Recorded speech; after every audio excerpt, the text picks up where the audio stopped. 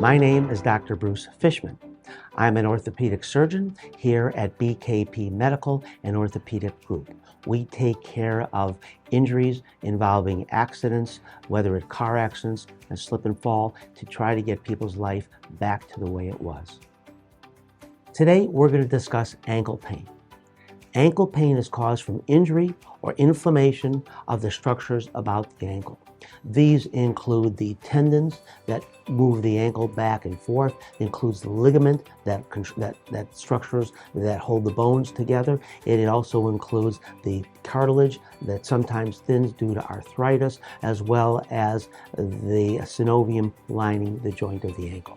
Our treatment protocols improve the course and care of the patient's ultimate response, which usually provides excellent results, both short-term and long-term. Now, in routine medical care, we treat these with various combinations and protocols to help patients. These include physical therapy and rehabilitation, chiropractic, medications, activity modification, and even with all that, some patients still remain with ongoing pain and difficulties. For those patients that the pain and the symptoms remain severe, surgery is usually the next recommendation. However, nowadays, we do have more modern treatment utilizing biologics. And these biologics can help diminish or relieve the pain and even diminish the need for surgery or eliminate the need for surgery in its entirety. One of the more common ones that are known is platelet-rich plasma, also known as PRP. We also use alpha-2 macroglobulin, known as A2M. Now, these two biologics come directly from the patient's blood. Blood is drawn, it is put through a special spin and a centrifuge, and the PRP is taken out separately. The serum is then taken, and that's put through special filters to concentrate the A2M. Now, PRP, or platelets, these are very small parts of cells. In your bloodstream, you have white blood cells, red blood cells, and these platelets. The red blood cells carry your oxygen. The white blood cells fight your infections. It's the platelets that do the healing. Now, in addition to the PRP and A2M, which is taken from your bloodstream, we also use cellular therapy.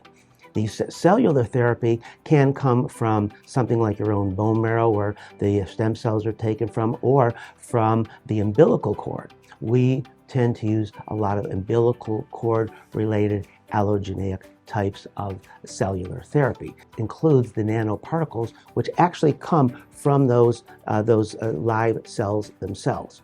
These are fostered and taken by certified, registered FDA laboratory, a transplant laboratory, that takes these cells and they are tested multiple times for safety. They're tested by a second lab for safety, and then they are cryopreserved, so when the time comes a patient is going to be treated with them, they are thawed and then carefully injected into the area where the patient's injury, symptoms, or inflammation are, to start the regenerative process and heal those particular tissues. Additionally, the regimen doesn't only include the biologics. It includes such things as hyperbaric oxygen. We take our patients that have just had these biologic treatments and we put them in the hyperbaric oxygen chamber at 2 ATA, or 2 atmospheres of pressure, for 60 minutes. This allows increased oxygen to be dissolved within the blood, which then can help activate the patient's normal tissues as well as the biologic tissues which have just been placed as well. We also provide patients the option of undergoing low-level laser therapy. Now, this low-level laser is a Weber laser, which the FDA has approved for interstitial as well as intra-articular use. Most lasers are just used on the skin or topical. These can go into a joint, intra-articular, or into soft tissues like muscles, ligaments, and tendons. And we use various laser wavelengths, usually red, infrared, near infrared. And these help regenerate the injured and damaged tissues, as well as help activate some of the biocellular elements which were replaced previously. with all these treatment protocols, most patients do exceptionally well.